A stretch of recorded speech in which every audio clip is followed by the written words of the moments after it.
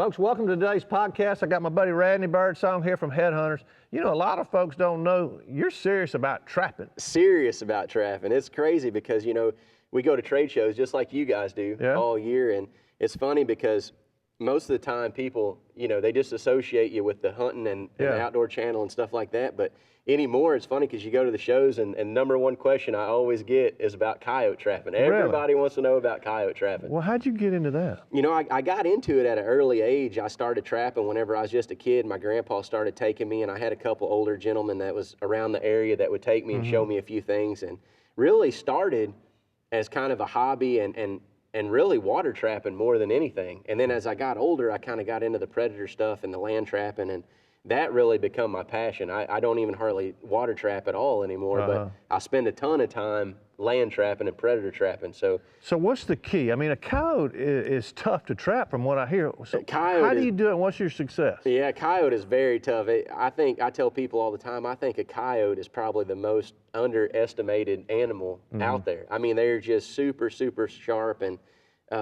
you got to go into it with a different mindset. It took me a while. You know, I trapped predators. I was catching a lot of fox and bobcats, and it was crazy because I would start and I would catch maybe one coyote a year, and then I'd catch 5, and then I'd catch 10, and things just started clicking. Last year I had one of my better years that I've ever had. I caught over 100 last year. Really?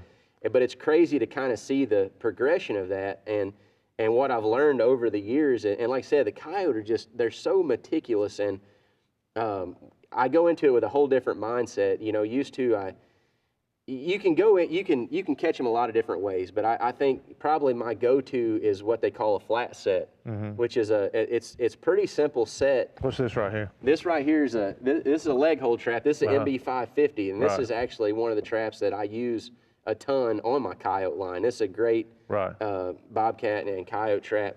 So how do you know where to put it? I mean, you know, anybody go, oh, I just go in and put a trap out and hope something goes. And that's the problem. That is a lot of the problem. Like whenever I first started, I didn't know, so I would just randomly put traps out wherever.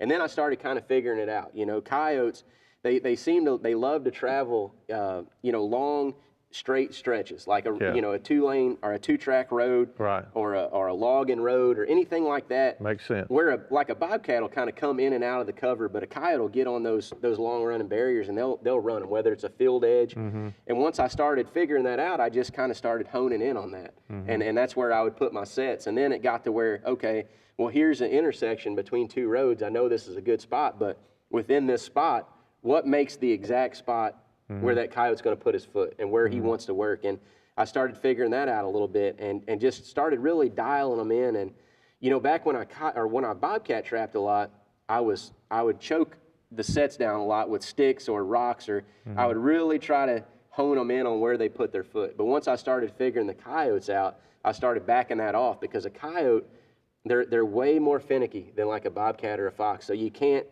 narrow them down with sticks or rocks and stuff like that. So Are you putting a bait down with the trap? I do most of the time. Most of the time I'm using a bait and a lure. A bait and a lure. And most of the time I'll have like a dirt hole, like a imitation mouse hole, or like I said, like a flat set. I might use just a piece of a bone, and I'll bed that trap, you know, back 7 or 8 inches from that, and kind of choke them down a little bit with small pebbles or small dirt clods, where I can get them to put their foot exactly where I need them. So is the lure and the meat just trying to get them in there? Yep, you're drawing them in there. I mean, and then you hope they'll step into it from coming to that lure. That's right. Yeah, you get them in there by the smells, and then you guide them just with little subtle things like small dirt clods and stuff like that. Once you get them there, to make them put. How do you mask your human scent as far as on the traps and stuff? So I boil my traps and dye them just like this one, and then I'll wax them after that, and then that'll kind of cut everything out. And then once I get that done, I'll hang those traps up, let them air out, and then I never touch those traps again with my bare hands. Really? Yep, just only clean gloves. Now, if you're trapping, so you got gloves on? I do, and I'll carry 2 sets of gloves. I'll carry one set of gloves that I'll bait and lure with. Yeah. I'll take those off,